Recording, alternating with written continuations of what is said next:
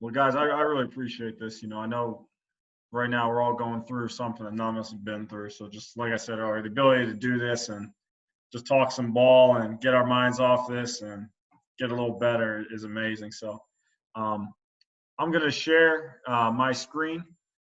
Let me know. This should work pretty well, the video. If when I start playing, if one of you guys can just let me know if it's not.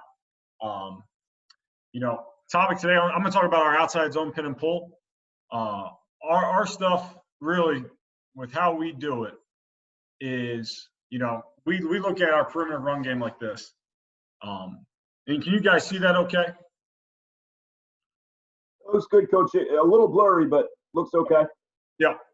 So, you know, big thing with us is, you know, our perimeter run game is going to complement our inside zone. We're an inside zone team. That's what we want to be. That's what we want to hang our hat on.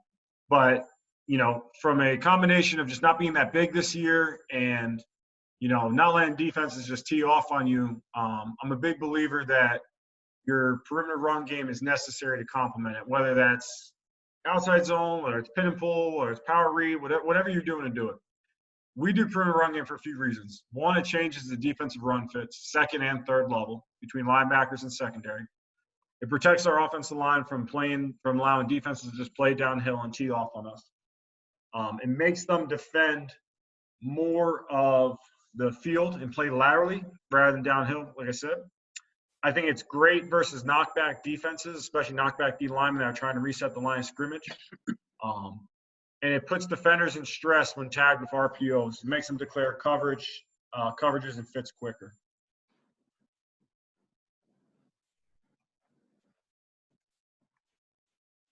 So kind of going through again, you know, what our thoughts are when we talk perimeter run game. What we will run scheme-wise is going to depend on where our advantage is based on our personnel. Questions we're going to ask ourselves, are we more athletic than the opponent up front? Can we outrun them laterally to the perimeter? If we have a speed advantage, is it to the field and the open space, or is it to the boundary? What is our best formation to position ourselves based on scheme to gain maximum numbers? And then we'll lastly say, okay, how do we mirror a perimeter run game to complement running our inside zone or gap from the same personnel same formation and personnel? So we want to have the ability to run all of our offense through pretty much 5 different formation sets. And the more that we can disguise that, the more that we can say that when we run our pin and pull or our outside zone, that we're not lined up in 2 tight ends all the time, that we can do it out of 10 personnel, 11 personnel, just the more effective you become. Same with the backfield sets. If you're always in a wide zone alignment when you're running this, you know, defense is going to understand that, you know, the ability to go out pistol, the ability to go sidecar, all of that.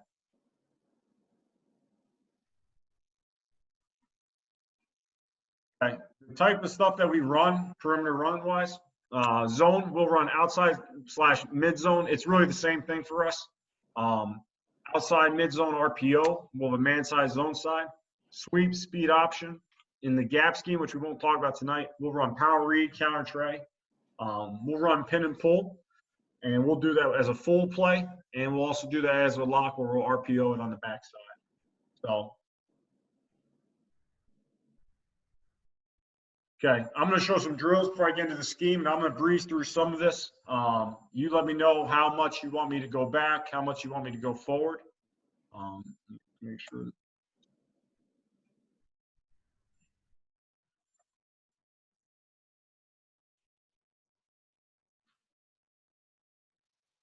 Let's do this, Coach. I'm just giving you 1 second. I'm going to make this look a little cleaner.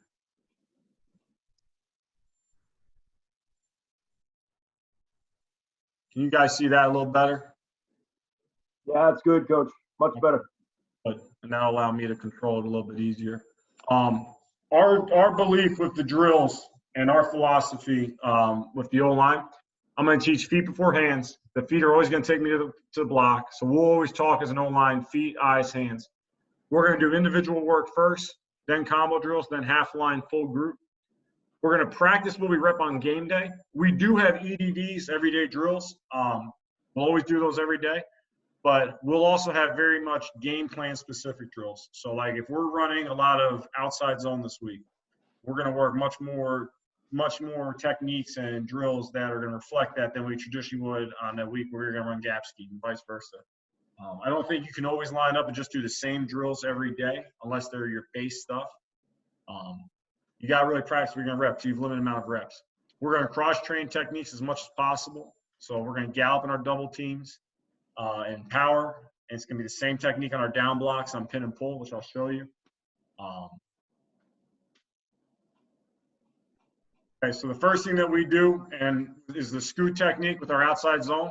So we're always going to stay square. So one thing you're going to see when we go in our outside zone, the second we cross our feet and have to cross over. Is it effective in terms of gaining distance? Yes. I believe it makes you less powerful. We are always going to play square. Our hips are always going to be pointed forward. We are always going to strike with either a double under or a punch and then one lift under. We're going to tear and torque guys out of gaps. This is a good look at us working our mid-zone footwork here. This would be a C-gap zone. Again, you can use a crowler, you can use a sled, you can use guys with balls.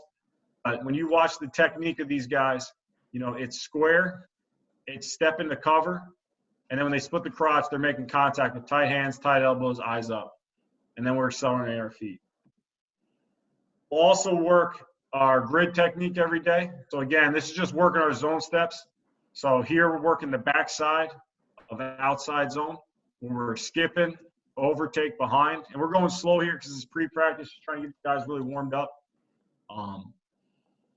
We will skip on the backside zone, which is a little different. And the coaching points that we make with that is we would tell them from a verbal command, you'll see it here, skip, plant, post. So we're trying to overlap the defender. It's not like skip, pulling, and power where you're gaining depth off the ball. It's a lateral skip. We're gaining as much ground laterally as we can, getting back to a square base. Then you see it here again, working our skip, high knee, eyes, and gaps. And then the skip rock back is just putting it all together now. So we skip past somebody on the backside of the zone. And now we're giving help when the defender's behind us. We're delivering a high knee, near shoulder, near forearm. So again, this is how we're gaining ground on the backside of the zone when we got to cover guys. And then lastly, the tear torque. This is a front side technique. So if I have a guy in my gap on the front side, I'm the play side tackle. I've scooted out to the block. I got a C-gap defender. He's trying to set the edge. The ball is trying to hit in the C-gap. Rather than fight him to move him vertically, I'm simply going to take him and tear him out to the sideline or torque him out to the sideline. We would say a tear technique is when a man crosses my face and I collect him. I'm tearing him past. Torque is when I'm engaging the defender and I just rotate him like this. Very similar. It's the same exact technique you coach D-line, push-pull, where you push-pull and look at the offensive lineman. It's the exact same technique. So like this is an EDD drill. We'll do this every day because this applies to our inside zone. This applies to our outside zone. Again, we're working on keeping the hips square. We're working independent punch first in the run game. And then we're working on tearing guys late or torquing guys past, which is the finish here. You see, we're trying not to rotate our lower half. We're teaching them to be rooted in the ground when they make contact. The upper body is independent from the lower body.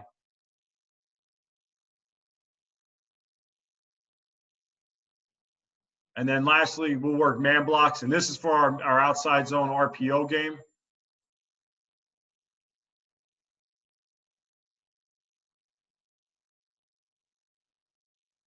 Where we're going to work an inside jab step first on the man side. And then the second step is coming back out. And I'll show you examples of that in the game. I wonder what this young man was doing with his hands up like this, right? All of us coaches, we see this.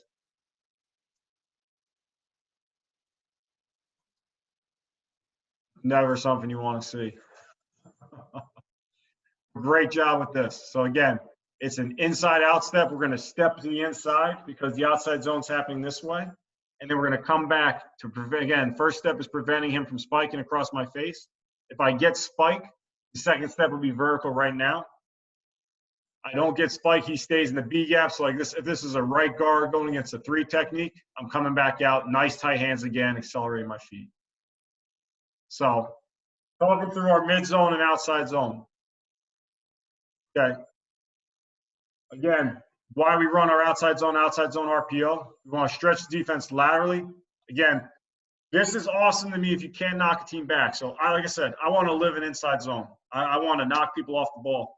The reality for it was we're Division I AA scholarship school, and my starting 3 interior guys this year, 2 of them were 5'10", 260, and the other one was about 6'1", 280. So, like, not big for our level.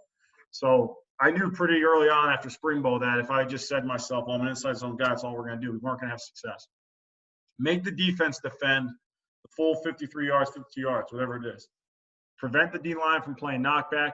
And, again, it makes defenses misfit. When you reach a D-lineman and he's now playing backside A-gap because he couldn't maintain that B-gap integrity, now that linebacker is in a position of conflict. Where is he going to fit?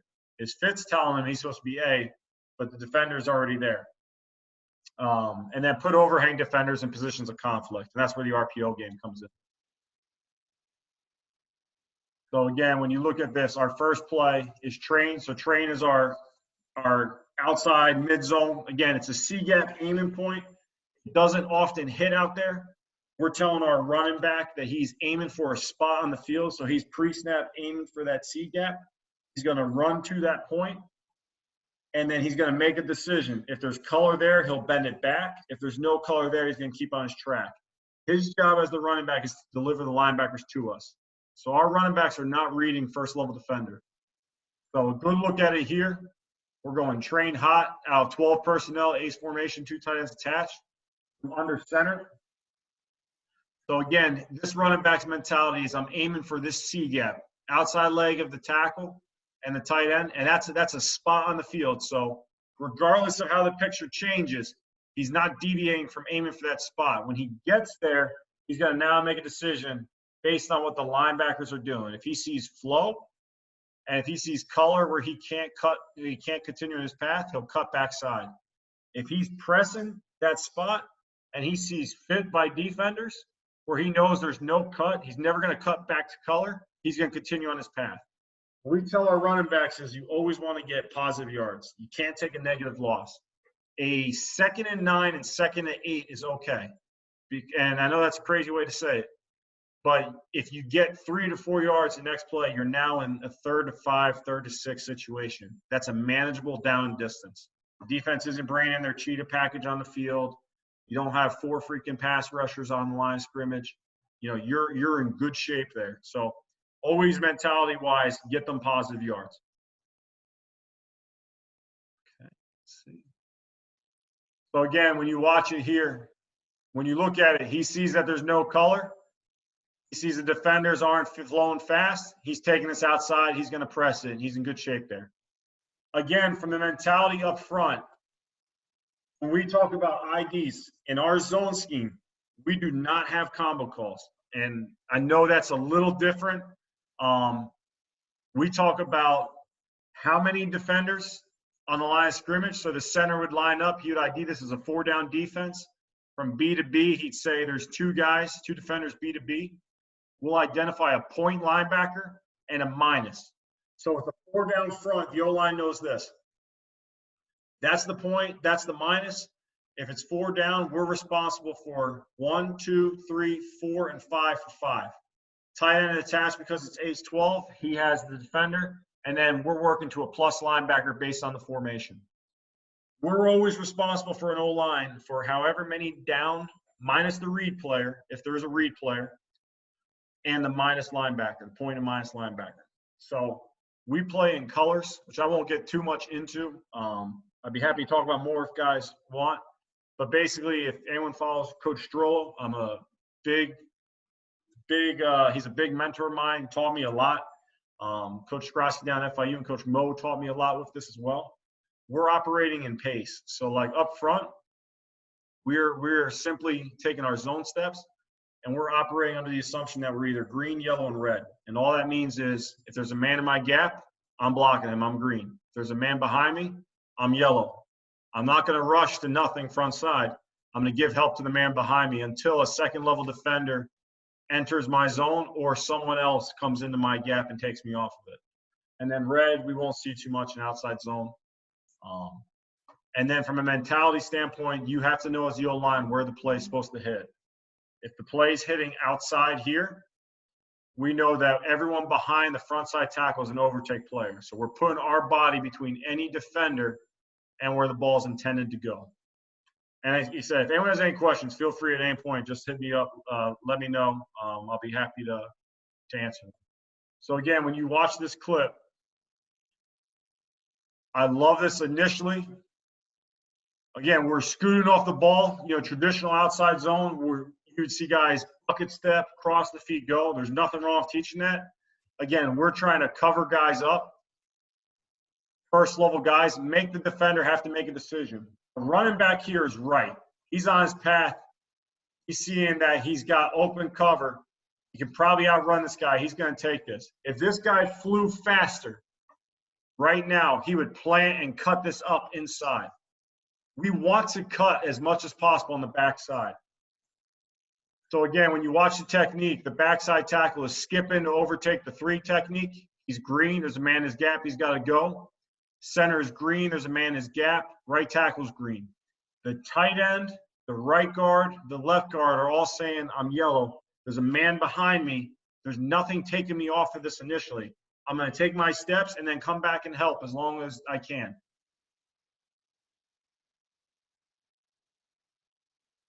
So again, the right guard here, you would love to see him just snap off a little quicker. The second he sees this guy start flowing, he's got to ricochet off of this block. So that's a lateral move. What you're seeing here with him is he's not ricocheting. He's trying to pierce the defense. He's going vertically at him. Snap off laterally.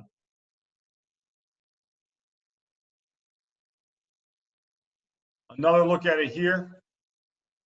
3-by-1 set. So the running back presses this. When you watch him, little blurry picture. They got a safety down the box. He's stacked. He's really the second defender. Running back sees flow of the linebacker here. He sees him coming now. He's on his path. He knows there's a free header here. There's a fit here. He plants his foot and he cuts it behind the cut block. Obviously, you'd like to see him make a third level defender miss. And really, I'll blame this on the right tackle too. So again, we're looking at this front from an O-line perspective. How many down is it? It's 3 down because between the B gaps, we're saying there's 1 guy. If you could argue it's 5 down with 4 eyes, I tell them if they're touching the tackle, treat it as 3 down. So the point here would be with 3 down front, it would be 2 left. So we would say point, point. So the O-line is responsible for 1, 2, 3, 4, and then 5. This defender here, if he loops out, the tackle should keep going to any extra defender. We're not responsible for a third level guy. So again, we're going to scoot. We're going to stay square up front. We're going to collect what comes to us. And it's a good job here by the backside guard of skipping to get to the center. He's seeing flow right now. So again, we're never going to run into color. So color's fitting. We're going to cut off of that. He makes the decision to plant, get behind for a nice 6-yard gain. Backside tackle to me here is dead wrong and lazy. This is lazy. We talk about if we're going to cut, it's on the 3rd step. Well, after 3 steps, if this man's behind my ass, I should keep going. He should be blocking this cat right here for a freaking touchdown. Like, this does nothing. Lazy, it's not efficient. Again, it's not explosive. If you take 3 steps and if he's matching your technique as a D lineman, like we know some 3-down guys like to do, by all means, throw and cut. This is a good look front side. It's good scoots. It's good patience by the tackle. He winds up getting up to a 3rd level defender, which I love. Again, you'd like to see us make 1 guy miss. So again here, 3-by-1. Now, what we'd like to do, so against Duquesne, they did a lot of trap corner. So we would start our guy here, bring him in motion, or pre-snap start him here. It eliminated this guy from coming off the edge, especially with the amount of like GT counter we run and pin and pull. So it just kept them from doing that. So again, receiver's going to be MDM. Safety come down, he push crack that. Safety staying high, he's blocking corner. Again, when you look at it from a perspective, it's 3 down, so it's 2 in a direction. Really, because of the receiver coming down, we're up a man. The tackle knows this. He's more patient. He's staying square. He's not leaving this because there's nothing taking him off. Again, like sometimes the mentality with outside zone is like you got to run and the guy behind's got to overtake you and this guy's running past it. If there's nothing coming down taking us off of this, slow down. Give help. Again, we want to run. I'd love for the running back to keep his feet here. We want to run on third level guys. Like if you run on third level guys, you have a shot. So like again, I'm going to try to freeze this right before. Again, it's 3 down. We're saying it's 2 in a direction. Well, shit, there's no one out here. Receiver's got MDM. So we can 2 middle this now. So now we're saying we're responsible for these 2 guys and the 3 down linemen. 5 for 5. Nice, simple. Again, we're all moving together in our zone. You can see that skip technique on the backside. It's not great by the left tackle. It's good by the left guard. I like to see him throw and cut this late rather than lose this. And it's a good, really good job by the right tackle, just slowing down. Like to see him be a little bit more physical and rock this back, which I'll show you in a second what I mean by that. I like teaching outside zone this way if you've got guys that are a little less athletic, like teaching the step, crossover, replace. Some guys aren't as comfortable doing that. This is better. You know, when you scoot, you're staying square, you're staying powerful, and it's the same technique. We all tell our guys, right, when we're warming them up, what do we teach them? We teach them to shuffle, right? Well, when you shuffle, we say keep your right. We don't want to click the heels. But when we go outside zone, we step and cross. What are we doing? Click the heels. When you scoot, your hands are always staying the same. So again, this is a great look. 3 down. Again, 2 in a direction. So we know we got him attached because of the tight end. So we can probably 2 middle this. So again, at the end of the day, that's great. We've ID'd it, but we're just blocking our gaps. No combo calls needed. We're either being green, yellow, or red. Colors either staying the same or it's changing. Again, the patience by the right tackle here. The ball is aiming for the C gap. The running back's pressing that spot. Right tackle rocks back. There's no need to leave us right now. Sets the edge. Much better job of snapping off this, ricocheting off the rock back. Rocks back, ricochets off laterally, and then there's that tear we talk about. Defender wants to flow over top to set this edge. Let him. Turn by. Don't try to move him vertically.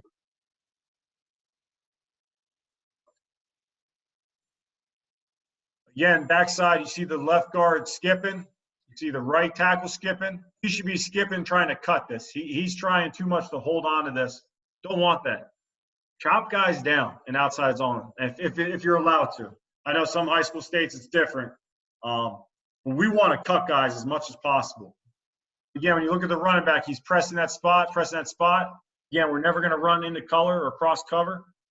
Color, he flows, plant the foot, get positive yards. Does a good job getting 6, 7 yards. And then we talk about finish, guys getting around the pile. That's finish. O-lineman getting around it. Any questions on that?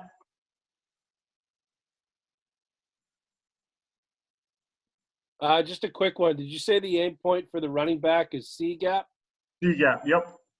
So he's looking for, so like pre-snap, he's saying that I'm aiming for this spot right here in the field. That spot's not changing no matter what happens with the O-line. So like, I'm gonna leave my mouse here. I don't know if you'll be able to see it. Yeah, I see it. So like I lost it there, but like right there, he's making a decision when he gets there. Can I continue on my path on the read spot? Is everything covered up inside and I can bounce it, or am I gonna plant and get behind it? So we don't read down lineman techniques or anything like that. Our job as the O-line, like the mentality we preach is we're protecting the read spot. Like we're protecting that. We're either tearing guys past it, walling guys off, or covering guys up on it. His job is to sink these guys to us. He's trying to sink these linebackers to us.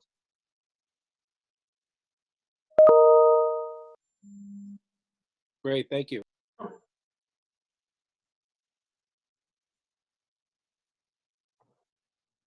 So again, when you look at, so now truck is the same play, but we're RPOing it. So the backside is locked up.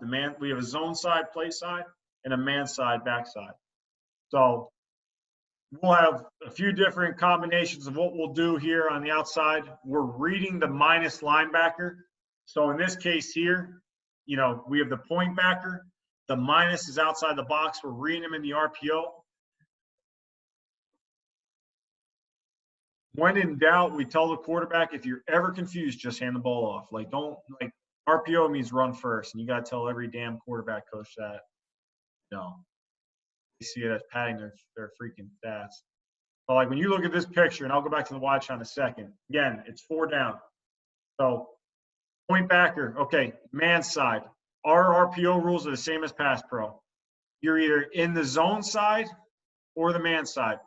If I have a 3 technique out here, I'm locked up on him. The center's the last man in the zone. So if something spiked, you have to go with him. Shade, head up to inside. You would say you're inside, you're part of the zone. So this guard's inside. So the tackle's going to lock up here. Big coaching point I tell them is you got to get their hands down. You saw that earlier with the man blocking clips there. Front side, the read spot's the same. We're aiming for this outside, you know, about a yard outside the tackle, and he's making a decision to cut off of that. So going back to the wide picture, this is an easy read.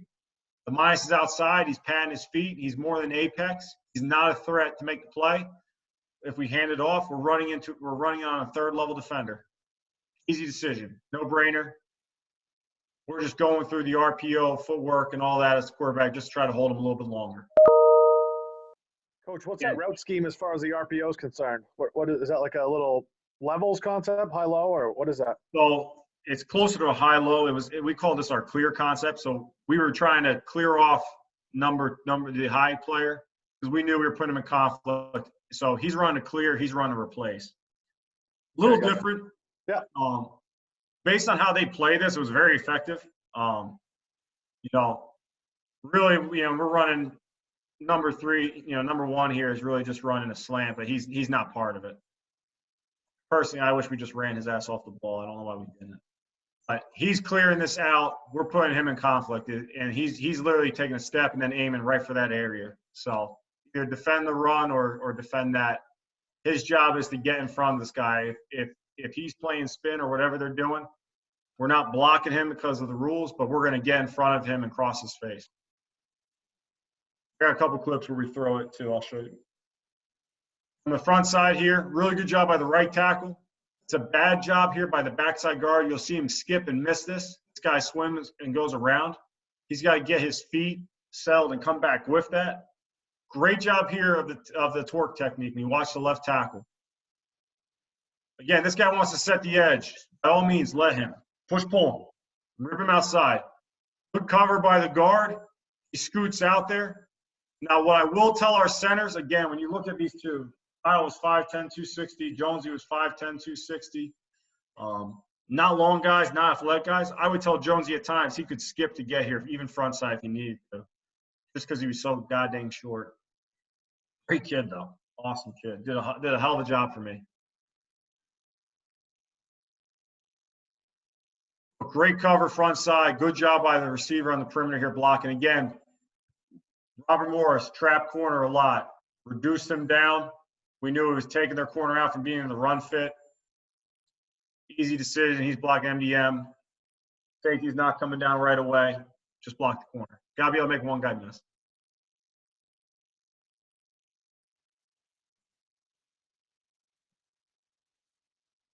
Again, here it is. So same concept on the outside.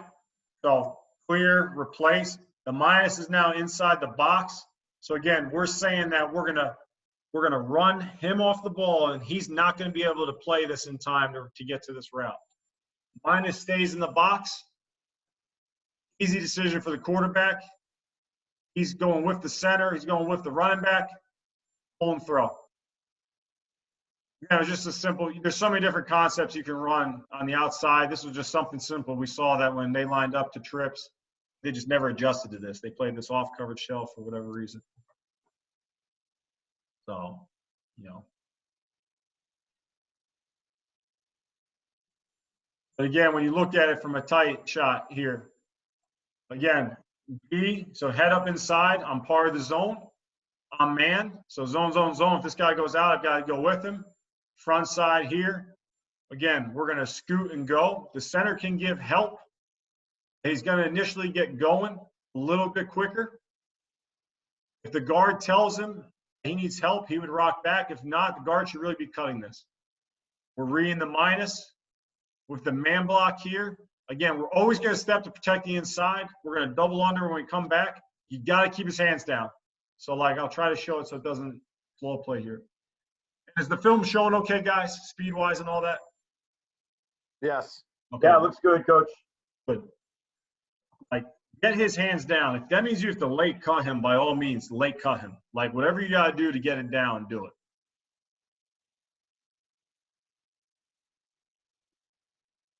Here it is again. So now they're adjusting.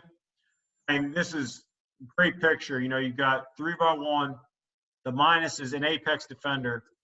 Now, I will give him credit. The kid makes his play. It's a positive game. This kind of shows you, why we got to get a little faster in the backfield, recruiting a little bit. But their numbers are over here. So pre-snap, even though this is a post-snap read, pre-snap, like as the quarterback, my mindset should probably be, I'm probably handing this off. Like, I'm not going to overthink this. Again, we're going to account for everyone but one defender here. We're going to run on a third-level guy. So, again, Robert Morris, trap corner. That's why we're doing this with these clips. I'll show you clips where we don't. This is a great look at the tackle. So they're doing a TE stunt here. 3 techniques up the field. They're looping the D end inside. They're scraping the backer over. Watch the left tackle's pace here. He's not going fast. This guy goes inside, so he becomes red. So rather than keep chasing up the field, he's going to stop. He's just going to put a wall up, and then he's going to allow this guy, when he enters into my zone, to come off and take him.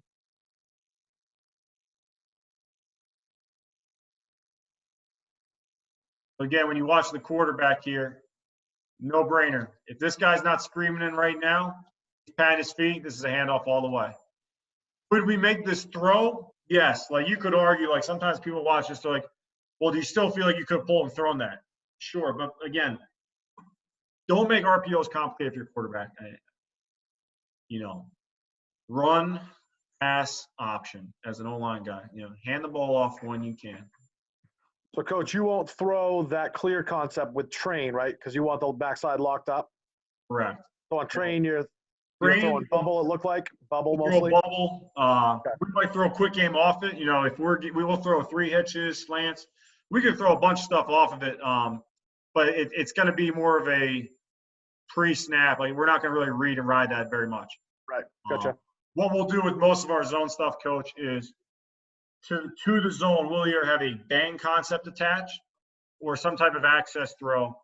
And that's a pre-snap determination. If it's the bang's not, but the pre-snap hitch or anything like that, if that's not there, he'll look to this and he just closes that off. We'll never dual read the field at all. Just won't do it. Even in our full field pass concepts, there always would be a pre-snap access throw and pre-snap 5-step. But if that's not there pre-snap, quarterback's not looking over there. Last year he cheated. He tried to do it a couple times, made some bad decisions. We don't want that. Like, we want to divide the field in half. But the only reason why I don't like doing a lot of RPOs out of train without locking the backside, I'm not a big believer in, like, there's a mentality out there that your quarterback can know when to pull it. Like, he knows he'll get hit if he doesn't. We say that, but how many times do you see the quarterback hold on to a second lane and just get drilled? Like, I hate it. No, I don't encourage it. Again, good look here. Skip by the right guard is good. Man side, he could probably be a little bit more aggressive if he's not worried about getting spiked. He could step in and come out a little bit more aggressively. Nolan kind of was passive with it. I think he was just too nervous about getting beat. But I don't like that by the right tackle. Love the right guard here to skip and then get the double underneath. Again, great job by the left tackle. Like, he's patient. He takes it, collects it. Again, the running back is pressing this spot.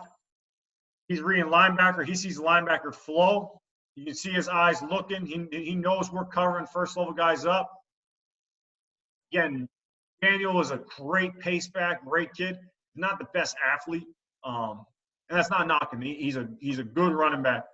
Generally, he's not a one-cut-and-go type of guy. Love to see him just be a little cleaner, cut on that outside foot, and take off here and just get. But it's positive play. It's a 10-yard game. Again, we're making a third-level guy misfit. We talk about misfits again. this safety doesn't know where to fit this. They never do. You can coach it all you want. They either don't want to do it or they don't know how to do it. The bolts are flying. They're too busy doing 7-on-7. No offense to anyone that's coaching safety, DBs. So here it is again. It's truck into the boundary, and we'll generally run a lot of this into the boundary. Not that we can't do it to the field. I just love it 3x1 in the boundary. We'll run a lot of power read and stuff to counter it back to the field out of these formations. So we're not giving up tendencies, power read, toss. And we got a bunch of other stuff, speed option, all of that. Again, trying to mirror as many formations. All we're running here, simple concept. They're dead wrong, these two. Do not look at what these two are doing. It's supposed to be 3 hitches. The only one thread is number 3. Again, minus linebacker is outside the box. When in doubt, hand it off. So he's outside, patting his feet, easy decision. Pull, he gives this. This would have been probably a touchdown if, again, when you coach your running backs, you got to coach them to plan off the right foot. There's a term for that I won't say on this, but again, from a blocking perspective, it's 4 down. So now in this picture, 3 technique, out call by the left guard, lets everyone know, hey, I'm blocking this. I'm out. Zone. The center's the last man in the zone. So if he were to spike, the center would come back with it. We're going to scoot up front. I think the right tackle crosses his feet here. I don't like it. We want to be aggressive. Like the left tackle here is a true freshman, New England kid from Connecticut. He's going to be a hell of a player. Henry's a big kid. Type of kid I'm looking to recruit here. It's a really good job for me. But like you look at him versus Mike. Mike is doing a good job preventing the spike here. We would tell our O-line, like with LIU, 3-5 side with overhang like this. They were pinching these guys a lot, and he was the edge defender. So anticipate that. Step aggressively inside. Take that away. Again, when you look at the man blocks, it's a good job inside, tight hands. It's a good job scooting here, bad hands. We want the hands to be tighter.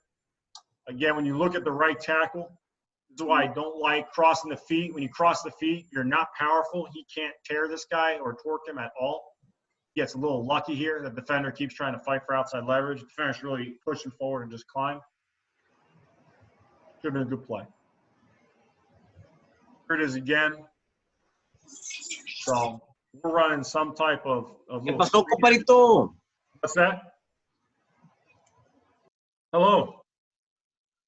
Number 3 is just run a simple hitch, easy decision.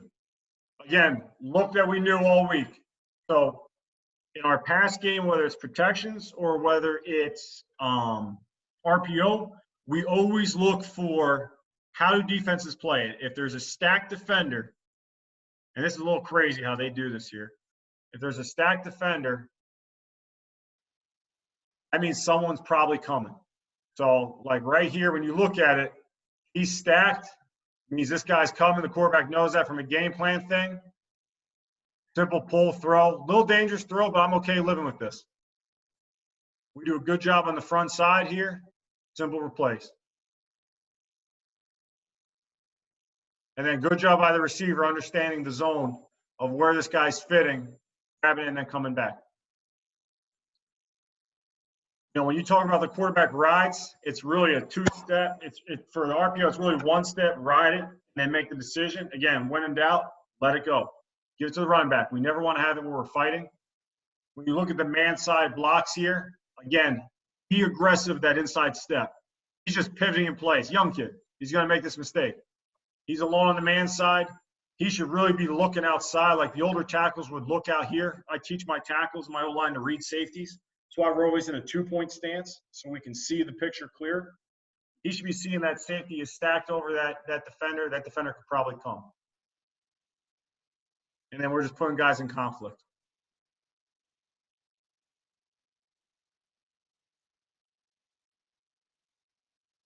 So again, now we're not as worried. It's a too high picture.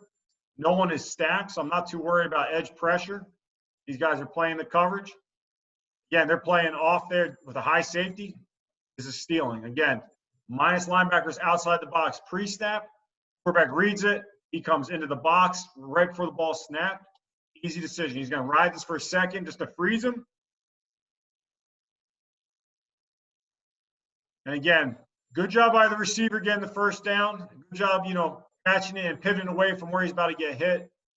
Try to keep the feet. Again, good job on the man side protection here by the left guard. Bad job by the left tackle again. Too passive again by the left tackle. Again, the read spot is outside here. Good job by the front side here. I like the cover by the right tackle. I like the cover by the right guard. Again, he got an out call here. So as the center scoots to help him, he sees this linebacker track back.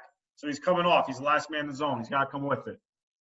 Again, when you look at Mike, left guard versus Henry, you can see who's more aggressive with their footwork. Be aggressive. Step inside. Don't pass at this.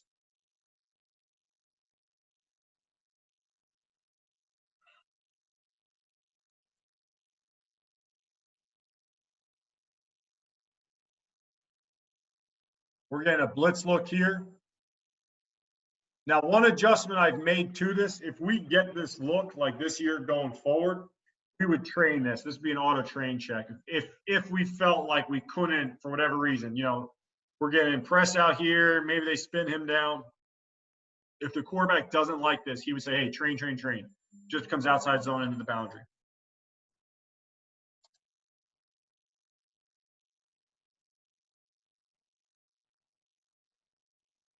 We get a hold call here, which sucks. But again, we're looking at this.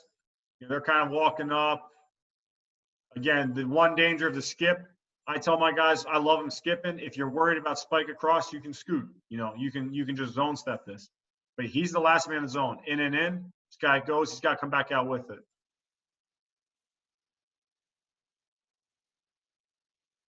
This is a great example of playing in your color. So Kyle goes from being green. This guy spikes, he spikes. Rather than come back, if we made a true combo call, the tackle here would be screwed. The guard makes him right because we just full zone everything. Tackle goes too far. He should be stuffing this. So we would talk about stuff technique when you get a spike cross face. It's step, comes to your hands.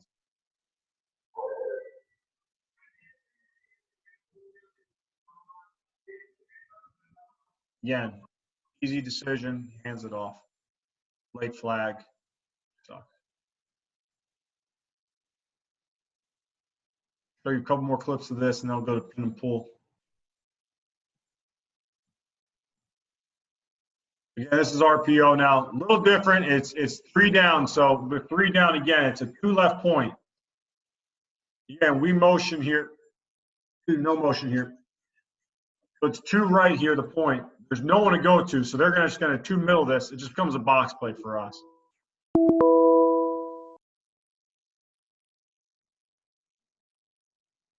Linebacker expands out here. Easy decision, hand it off, not clear picture. Great job here by the receiver. Not good, great. Easy decision. Only thing I would tell them is use your hands. Like, don't shoulder block.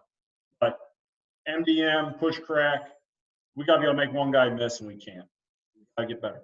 So, but the pace up front, everything, it's no different. Tackle's the only one on the man side. He's going to skip to overtake this. Backside guard's going to skip as well. Like to see him be a little bit more aggressive with the skip. Great job by the tackle being patient here. Again, just banging this back to the guard and climbing.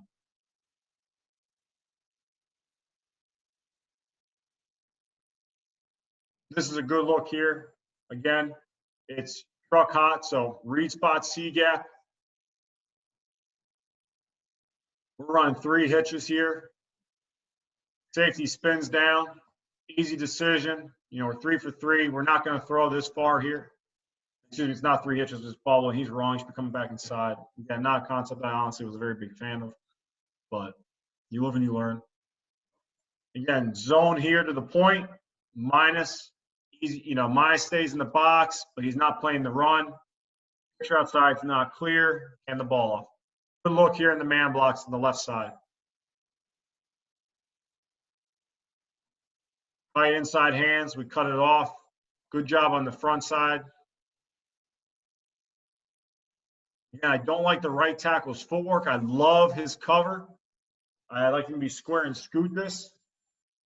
And the right guard's got to be a little bit more physical. As the running back's running, he's pressing this. He should really keep going, then plant this a little bit later. I think that's a little too early. Any questions on that before I go to the last thing? Okay. Pin and pull. I love pin and pull. The drills we do are pretty simple. So it mirrors our gap scheme in terms of down the weak gallop with the high knee, always in our gap scheme. And the down blocks are the same.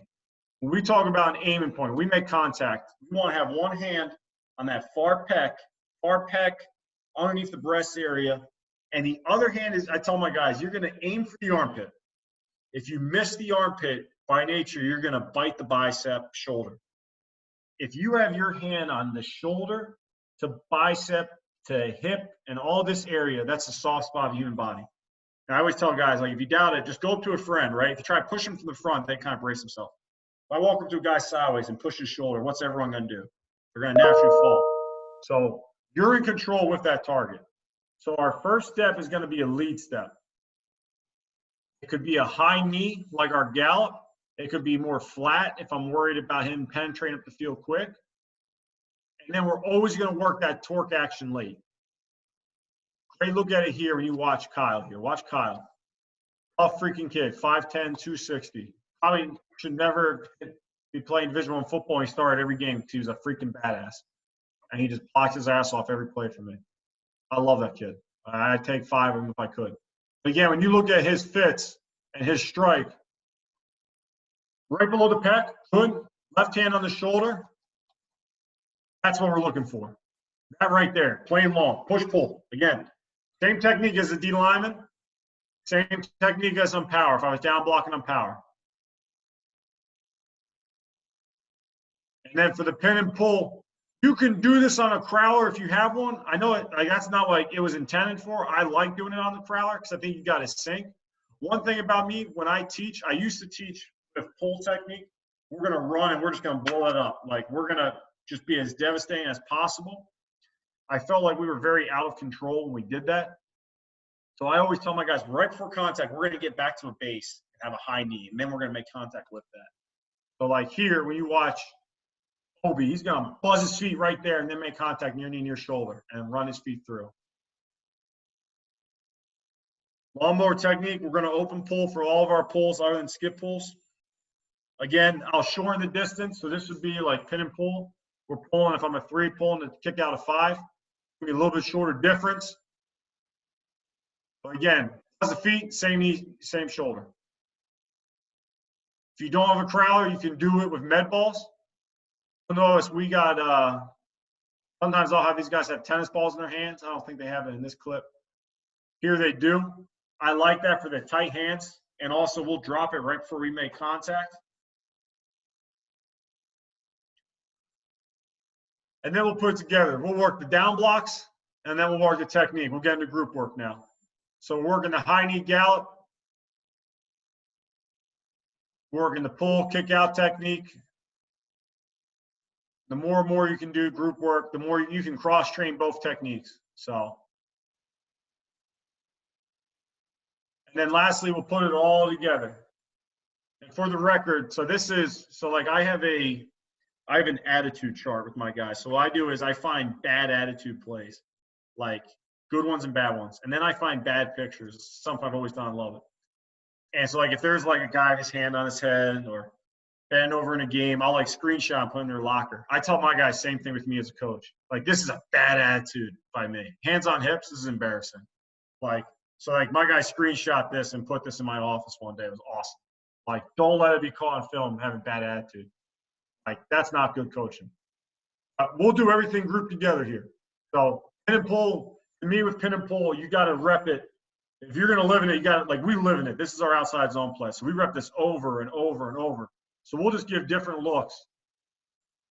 We'll make our combo calls with this. We'll work tears late. You know, I'll just line up a bag to kick out. I'll line up a guy here from the run to. Mentality we have is first guy's kick out, second guy's alley. We're kicking out the plus, we're wrapping for the point. Like, this is a great look here by Mike, the left tackle here. In terms of the lead step, staying square, high knee, he's striking that hip area and he's tearing this late. I tell guys this all the time. Don't be worried on pin and pull if you're getting beat by penetration. Getting beat over the top is the worst thing that can happen. So, like here, I don't like this by the freshman here, Henry. He's turning right now. This guy spiked across his face. He'd have no shot, 75. Love his tear. So, guys, I got about 8 minutes. So I'm going to try to fly through this. I'm sorry. We got a team meeting at 6. So I'm going to go through some of these game clips I talk about real quick and then answer any questions. I apologize for that. So pin and pull, why we do it. Great way to run outside zone versus opponent who's stronger than you up front. Leverage them with angle blocks. Change up box run fits. You gain numbers to the field or boundary. I love it out of 11, 12 personnel. I got to get better coaching it out of 10. It's been a big study thing. You could run with the on-the-line tight end or a sniffer. You can manipulate third-level run fits. It puts big bodies on little bodies. You're getting your O-line on corners, safeties, linebackers that play outside the box. They hate it. It's easier for the tight end to down block, in my opinion, than to reach on outside zone. So I used to believe you got to be big to run gap scheme. I've changed my mindset. If you're not big enough to move a guy vertically, hit him from the side. Oh, here we go. So couple looks at it. So again, we always talk about this out 12 personnel under center. We're responsible for the point and the minus. Because of the formation, we're going to be responsible for the +2. So we will make our combo calls up front. We will pull as many guys as we can. The rule is this simple. I don't have a lot of complications with it. Man on me or inside behind where the play is going, I'm down blocking. No one on me or inside, I'm pulling. It's that simple. We have calls like here it'd be a Ted, a Gus, who else pulls? A Nick. So the center's blocking back, the guard's pulling. And then the tackles pull on the backside is all dependent on can I get to the minus linebacker or not. If I can't, I'm going to pull and wrap around. I absolutely love this play. Again, man on inside, yes. Man on inside, yes. Man on me or inside. What I mean on me, head up to inside. No, I'm pulling. Head up behind me, yes. Head up behind me, no, pulling. Okay, I know I got to get to – I'm the last guy. I got to get to the minus. Tight end's going to cut this off. Simple rules. Don't make it complicated. I love it as a check with me play. You know you got numbers one way or the other. You can check it to the right way. It's also why I love running it out under center or pistol. Defense doesn't know which way you're doing it with. My coaching rule for the old lineman is run through their face. So opposite of power, I tell them when you're pulling in space, it's not like a true kick out. If I'm pulling space, like if there's an edge defender here, he's going to buzz his feet and kick out. If I'm running to a guy in open space, make them make a decision. Are they going to spill you or are they going to cut you? Doesn't matter. Run at them full speed, make them make a decision. We're no longer allowed to cut further than 5 yards, so that eliminated us the ability to do that. So just do a great job of just running and make this guy make a decision. So whether he's right or not, I love his play. I absolutely love it. Great job by the freshman here, 68. Love the finish here by the second puller. Left tackle's got to pull a little deeper to get around us to the minus. So the rule for him is if I can get to him right now, he'll rip and run to him right now. If I don't think I can get there, I'm going to pull and get around this. The coaching point for the running back, hug the hip of the second puller. I think he's a little too fast here. I think if he's a little bit more patient, he makes this linebacker make a decision to either fit this outside or to undercut this.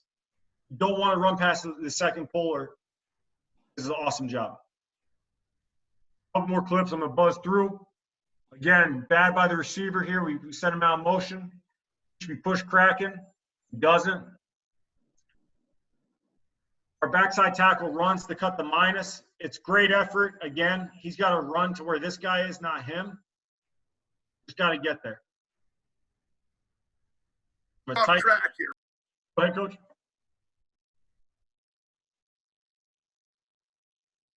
Question? I don't think he has anything, Coach. I got 2 quick questions, if you don't mind. Sure. One is, do you have a preference over the pistol or the sidecar with the tailback on these plays? I prefer pistol, just because the defense doesn't know which way you're doing it. Yep. You know, especially if you're in 2 tight end sets. You know. And then what about versus the odd front? What's the rule for those guys there if you're facing like a 3-4? So same. So I will show you a clip real quick of that. Let me get to that. Real quick, before I show you that clip, another way you can run it is, I love doing this. It's a little tougher. You got to tell your tackle he's got to get a little deeper.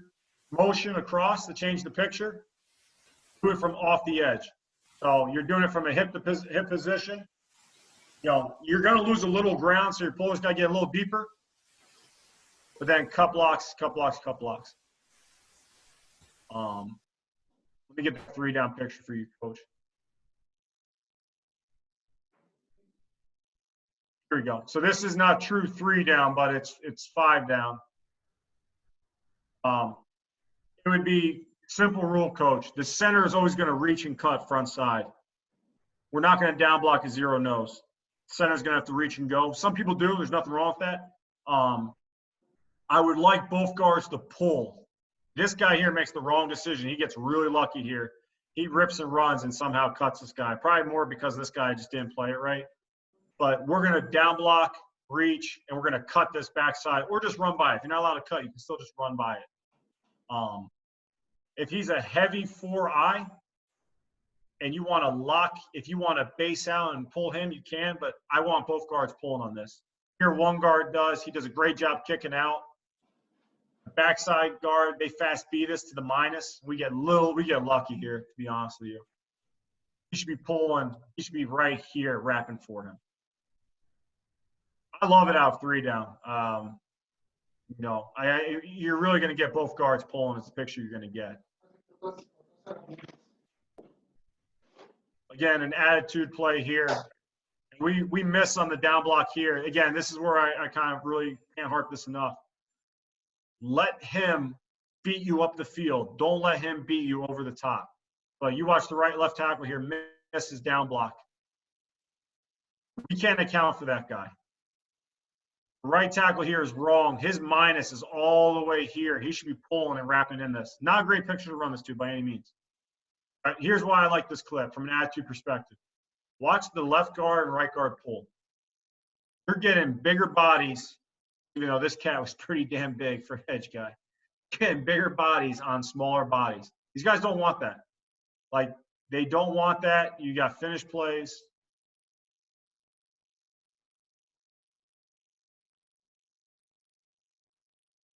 We can do this, Coach. If you give me 1 second, I'm not stay on this if that's okay. Yeah, no problem, Coach. I'm gonna open up my meeting. I'm not gonna.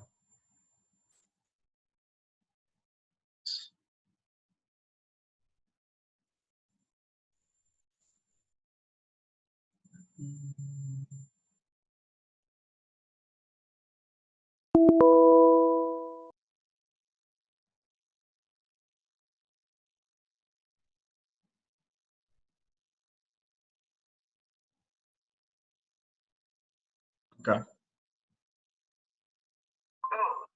just called my mom baby for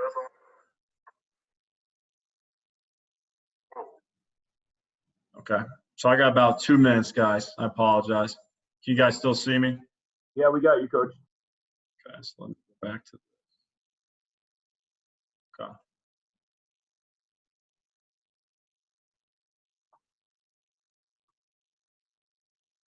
All right, here we go. Pin+Pull. Again, a little different picture. You know, it's so important. Again, how do I get to this minus? Do I run to get to him? Do I pull? My aiming point should be here, getting to that far hash and going. Like, you can't miss that guy. Again, the play is designed to get the maximum amount of bodies to the play as possible. You know. I'll wrap up on that, Coach. Like I said, I'm sorry I have to leave. Yeah, no problem, Coach. Is there any questions? Before I leave, I got about a minute or two. Anybody want to hop on real quick and get a question with Coach before he goes? Coach Lip? No, I just want to thank you for coming on. That was really good. That's a play that Mike said we've heard a lot about, and you had some really good points that simplified some concepts. So I just want to thank you for that. Yep. That was great, Coach. Coach Solomon, Coach Soren, either of you guys? No, thank you very much for coming on, Coach. No, awesome. I appreciate it. Yeah, it was great. We tried to run outside zone. I just don't think I could coach it. And then I found pin and pull, and we had a fair amount of success with it and with RPOs. And Yeah.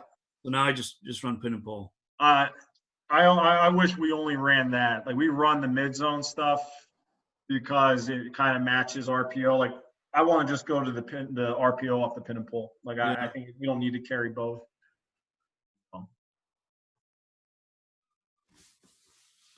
Also, hey, coach, when you RPO off the pin and pull, does it change anything for the backside tackle? Yeah, so if we're reading the minus linebacker, they're no longer responsible for going for them. So we'll just lock that up. So like the backside guard, if there's a shade where the center's blocking back, the guard will pull. If there's a 3-5, we'll just lock that. The center's pulling and getting out. So that's where to me, like you don't need to carry both if you're trying to simplify it. Yep. I love it because for our tight ends, it was easier for them to down block than to reach guys. You know, like and Yeah, definitely. my guys up front, to be honest with Yeah, you. we run a lot of it, and I love it. It's good stuff. So, All right, thanks, coach. Appreciate it, man. Appreciate your time. guys, I appreciate it. Thank you. Take care, man.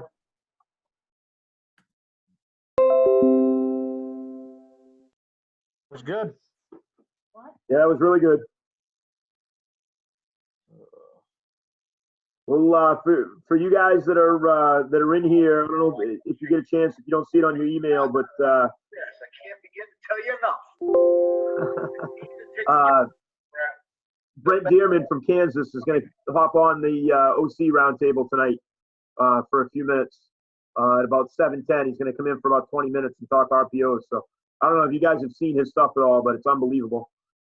He's got a bunch of stuff on Twitter that you can go and look up. But in terms of talking RPOs, like he's a guy for sure. So if you get a chance to get on tonight and check that out, it should be good. Were you getting Zoom bombed there a little bit, or what was going on? I think there was one. I think some other guys were just, they just weren't muted I got you. when they came on. But there was one that came on. I didn't know. It was just a regular name. I didn't really know who it was, and then I just booted him out. No doubt. So 7 o'clock is outside zone or pin and pull, DL?